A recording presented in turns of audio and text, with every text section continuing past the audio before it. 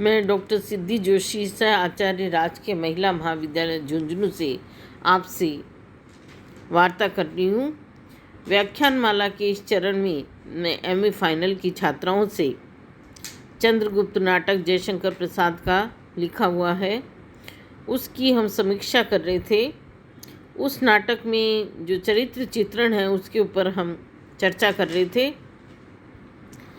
आज जो चरित्र चित्रण है उस संदर्भ में मैं अलका के चरित्र चित्रण की बात करूंगी। अलका है, प्रश्न है कि जयशंकर प्रसाद के चंद्रगुप्त नाटक की नायिका कौन है, अलका या कार्नेलिया? आप किसे मानते हैं? यदि अलका है तो उसके चरित्र की विशेषताओं का वर्णन कीजिए। इस प्रश्न के उत्तर में मैं अलका के विषय में आपसे वार्ता करती हूँ। तक्षशिलाधीश की राजकुमारी अलका देश प्रेम की साक्षात मूर्ति होने के साथ साथ एक आदर्श प्रेमिका भी है। वह एक वीरबाला, निर्भीक, साहसी, बुद्धिमान और त्यागमयी आदर्श नारी है। दंडायन के शब्दों में वह उत्तरापथ की लक्ष्मी है।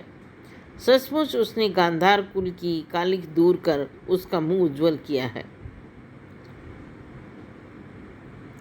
अलका कर्तव्य के प्रति भी जागरूक है, तो इसके लिए हम कर्तव्य परायण पहला पॉइंट बनाते हैं। अलका के चरित्र चित्रण में अपने कर्तव्य के प्रति वह प्रारंभ से ही जागरूक है।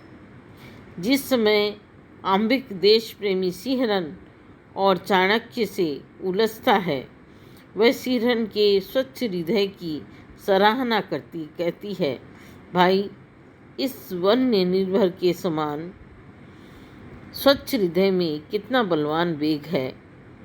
यह अवज्ञा भी स्पृहणीय है। इन शब्दों में सिंहरन के प्रति अनुराग ही नहीं, देश प्रेम की भावना भी छिपी है।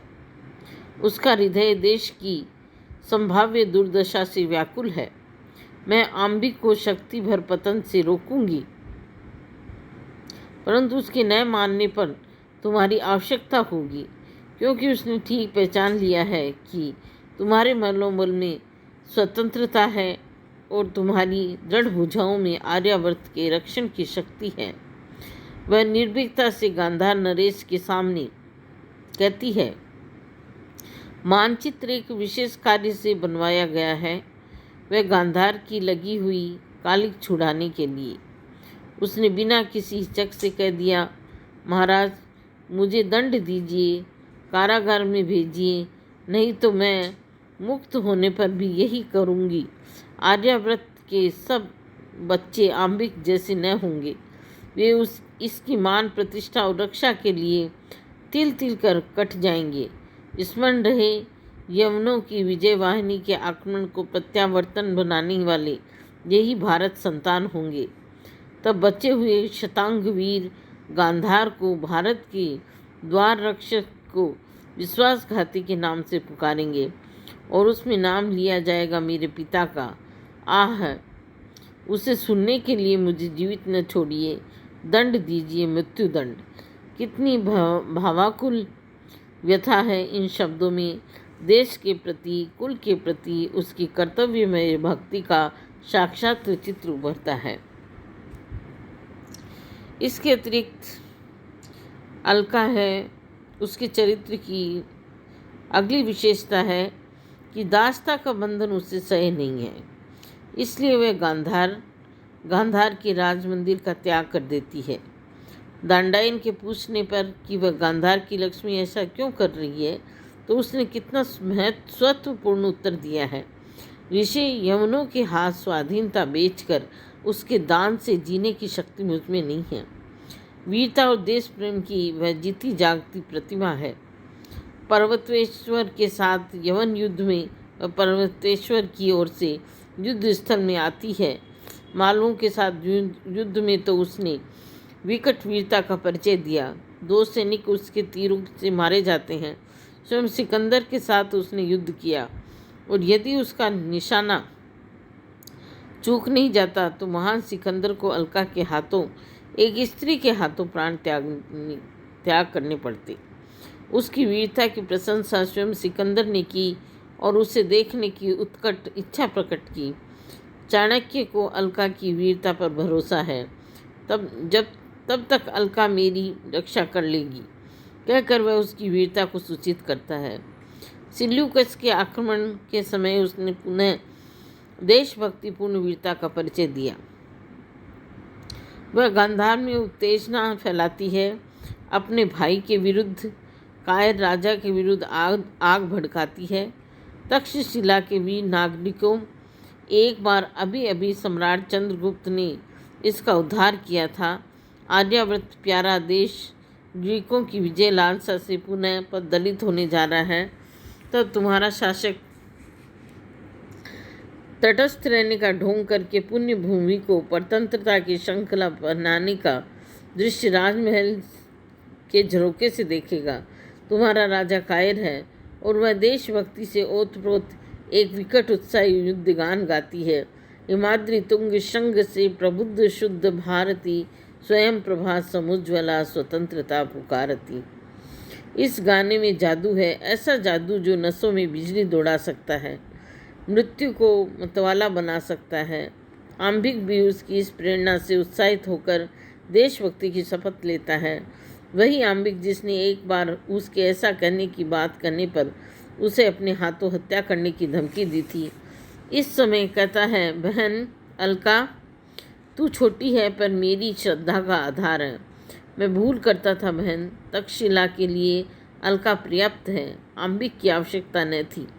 और वह फिर उसे एक देश प्रेमी के शब्दों में समझाती है, भाई अब भी तुम्हारा भ्रम नहीं गया, राज्य किसी का नहीं सुशासन का है। जन्मभूमि के भक्तों में आज जागरण है, देखते नहीं प्राच्य में सूर्योदय हुआ है। स्वयं सम्राट चंद्रगुप्त तक इस महान आर्य साम्राज्य के सेवक हैं। स्वतंत्रता के युद्ध में सैनिक और सेनापति का भेद नहीं, जिसकी खड़ग प्रभा में विजय का आलोक चमकेगा वही वरण्य है, उसी की पूजा होगी। तक्षशिला मेरी नहीं और तुम्हारी भी नहीं। तक्षशिला आर्यावर्त का एक भूभाग है, वह आर्यावर्त की होकर रहे, इसके लिए मर मिटो। वस्तुतः इन शब्दों में एक देशभक्त का हृदय बोल रहा है। प्रसाद जी ने अलका के रूप में अपनी सामयिक परिस्थिति के देशभक्त का हृदय उपस्थित किया है। साहस और निर्भीकता भी यदि हम अलका में देखें तो कूट कूट के भरी है। अलका साहस और निर्भीकता तो अलका का जैसे प्राण तत्व है।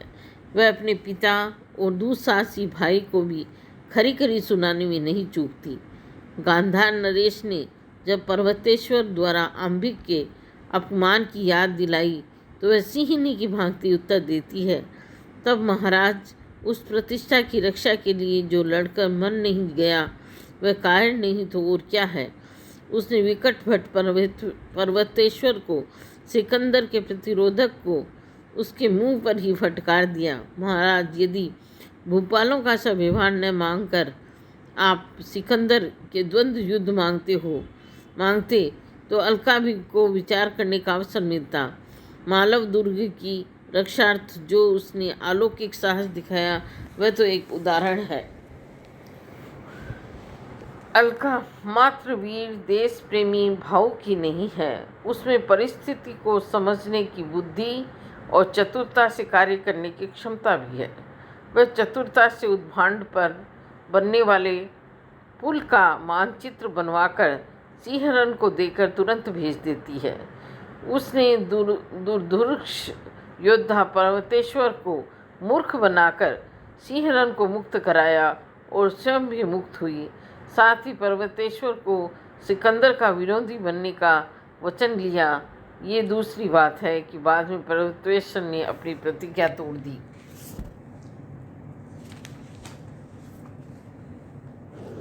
वह आदर्श प्रेमिका है। सिंहरन के साथ उसका परिचय देश प्रेम के नाते बढ़ा, किंतु उसकी दृढ़ भुजाओं में आर्यावर्त के रक्षण की शक्ति, मनोबल में स्वतंत्रता और वन्य निर्झर के समान स्वच्छ हृदय में बलवान वेग देखकर वह अपना हृदय भी उसे दे बैठी। किंतु उसके इस प्रेम में कहीं भी वासना की गंध नहीं है। शांत और गुप्त प्रणय इस अलौकिकता के साथ विकास पाता है कि उसे देखकर पवित्र प्रेम पर विश्वास जम जाता है। उसने सीरन से कुछ देर हंसी की, किंतु वह यह चतुरतापूर्ण नाटक भी उसने अपनी कर्तव्य भावना से प्रेरित होकर ही किया। जब सिंहरन उसके नाटकीय मजाकों से क्षुब्ध हो उठता है तो वह रहस्य खोलती हुई कहती है, आर्य चाणक्य की आज्ञा है कि थोड़ी देर पंचनंद का सूत्र संचालन करने के लिए मैं यहाँ की रानी बन जाऊँ। और जब सिंहरन विचित मनस्थिति में चला जाता है तो वह अपने साथ ही कहती है, सुंदर निश्चल हृदय, तुमसे हंसी करना भी अन्याय है, परंतु व्यथा को दबाना पड़ेगा। सिंहरन को मालव भेजने के लिए प्रणय के साथ अत्याचार करना होगा।